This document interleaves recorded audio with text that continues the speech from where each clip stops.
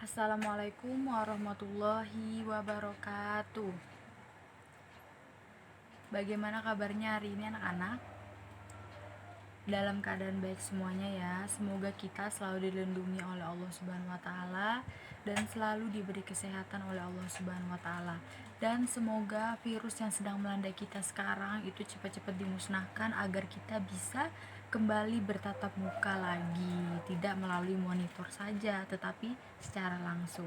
Sebelum kita memulai pembelajaran kita hari ini, alangkah lebih baiknya jika kita berdoa terlebih dahulu agar ilmu yang kita pelajari hari ini itu bermanfaat bukan cuma hari ini aja tetapi untuk seterusnya.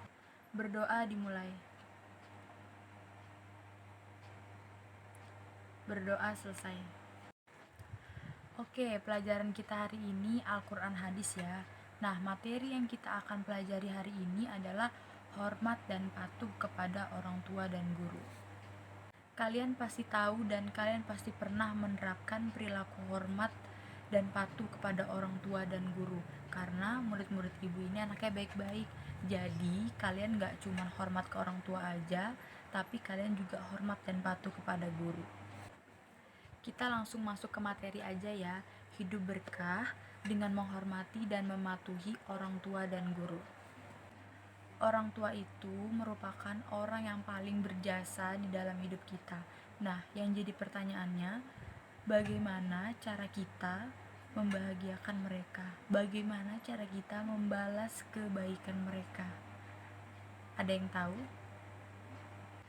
Jadi, salah satu cara membalas kebaikan kedua orang tua kita yaitu bersikap patuh.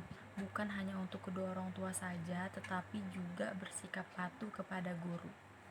Yang pertama, kita akan membahas hormat dan patuh kepada orang tua.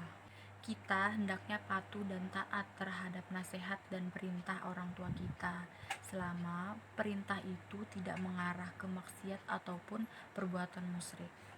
Nah, misalnya nih ya anak-anak, kalian diperintahkan sama orang tua kalian untuk berbuat musyrik atau berbuat maksiat. Nah, di situ kalian bisa menolak mereka, tapi dengan cara yang sopan agar mereka tidak tersinggung. Jangan dengan cara yang kasar ya. Nah, sekarang guru. Peran guru ini sangat penting dan peran guru ini sebagai pengganti kedua orang tua kita. Istilahnya tuh gini, kita ke sekolah sebagian besar waktu kita itu dihabisin di sekolah dari pagi sampai siang, bahkan ada yang sampai sore. Terus kayak gini, orang tua kita itu nitipkan kita ke sekolah. Kenapa? Karena di situ kan ada guru. Guru itu mengajar dan juga mendidik siswanya. Nah, agar apa? Ya agar pintar. Makanya di sini guru itu sebagai pengganti kedua orang tua kita. Kalau di rumah jelas orang tua kita. Jadi gini loh anak-anak, guru itu sangat-sangat berhak mendapatkan bakti dari siswanya. Kenapa? Karena semua guru itu sudah memberikan yang terbaik kepada muridnya, kepada siswanya. Guru telah memberikan ilmu yang ikhlas dan tulus kepada kita. Nah, mau kalian suka atau gak suka sama guru tersebut, kalian tetap harus taat dan patuh kepada mereka. Sekarang kalian bisa lihat ya di buku. Nah, di situ ada dalil tentang perilaku hormat dan patuh kepada orang tua dan guru. Di situ ada di Quran Surah Al-Isra ayat 23 sampai 24 dan Al-Luqman ayat 13 sampai 17. Nanti kalian bisa baca ya ayatnya. Jadi nggak cuma Al-Quran, tapi juga ada hadisnya. Hadis riwayat Bukhari, Muslim. Saya bacain ya hadisnya. Saya mendengar Abdullah bin Amr radhiyallahu an, ada seorang laki-laki telah datang kepada Nabi Muhammad SAW untuk minta izin berjihad. Maka Nabi Muhammad SAW berkata kepada seorang laki-laki tersebut, "Apakah kedua orang tuamu masih hidup?" Maka seorang laki-laki tersebut menjawab, "Ya." Nabi Muhammad SAW berkata, "Berjihadlah." Hadis riwayat Bukhari dan Muslim. Jadi penjelasan dari hadis yang udah saya bacakan tadi, kalian bisa lihat di PowerPoint yang udah saya bagikan di WA ya. Nah, menghormati orang tua itu sangat ditekankan di dalam Islam. Hadis di atas menyatakan bahwa seseorang harus berbuat baik dan menghormati orang tua karena merupakan perbuatan yang sangat terpuji.